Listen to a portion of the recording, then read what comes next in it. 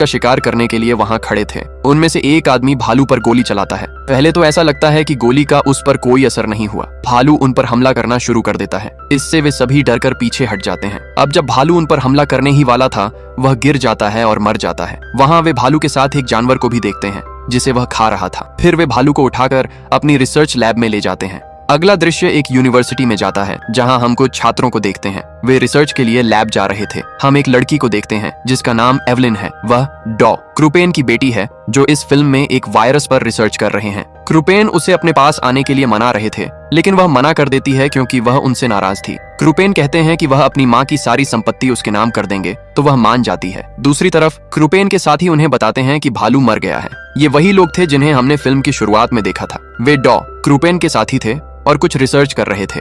भालू भी उनकी रिसर्च का हिस्सा था। 2 दिन बीत जाते हैं और हम देखते हैं कि डॉ क्रूपेन किसी से फोन पर बात कर रहे हैं। जिस आदमी से वह बात कर रहे थे उसका नाम बार्ट था। यहाँ डॉ क्रूपेन बार्ट से कहते हैं कि वह उनकी बेटी और बाकी छात्रों को वहां आने से रोकें, लेकिन डॉ क्रूपेन की बेटी यह बात नहीं मानती है। अब वे सभी हेलीकॉप्टर से रिसर्च लैब पहुंचते हैं। इस दृश्य में हम रिसर्च फैसिलिटी के लोगों को भी देखते हैं जिनकी हालत बहुत खराब थी। वे लैब पहुंचते हैं, लेकिन वहां अंधेरा था क्योंकि लैब का ऊर्जा स्रोत सिर्फ एक जनरेटर था जो काम नहीं कर रहा था। यहाँ डॉ क्रूपेन की बेटी एवलिन और उसका साथी एटम अंधेरे में रिसर्च फैसिलिटी देख रहे थे। अचानक वे एक कमरे में आते हैं जहां बहुत बदबू थी। उसी समय जब लाइट जलती है तो वे वहां एक बड़ा ध्रुवीय भालू देखते हैं। ये वही भालू था जिसे डॉ क्रूपेन के साथी यहाँ लाए थे। इसी बीच जनरेटर चालू करने के बाद बार्ट वहां आ जाता है। भालू को देखकर वह एटम से उसके साथ एक तस्वीर लेने को कहता है। जैसे ही वह अपना हाथ भालू पर रखता है, उसे ऐसा महसूस होता है जैसे किसी कीड़े ने उसे काट लिया हो, लेकिन वह इसे नजरअंदाज कर देता है। वे वहां से चले जाते हैं। अगले दृश्य में हम देखते हैं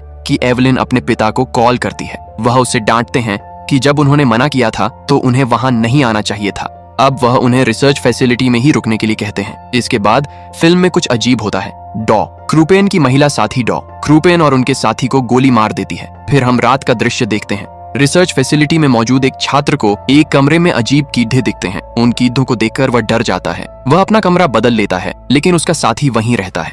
आधी रात को जब एवलिन की आंख खुलती है तो वह देखती है कि कोई वहां आ रहा है। जैसे ही वह बाहर जाती है, वह डॉ क्रूपेन की महिला साथी को हेलीकॉप्टर से बाहर आते देखती है। उसकी हालत बहुत खराब थी। एवलिन उसे रिसर्च फैसिलिटी के अंदर ले जाती है। यहाँ वे उसकी देखभाल कर रहे थे।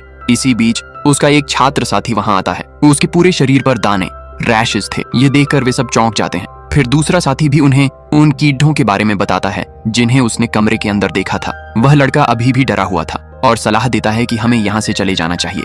इसके बाद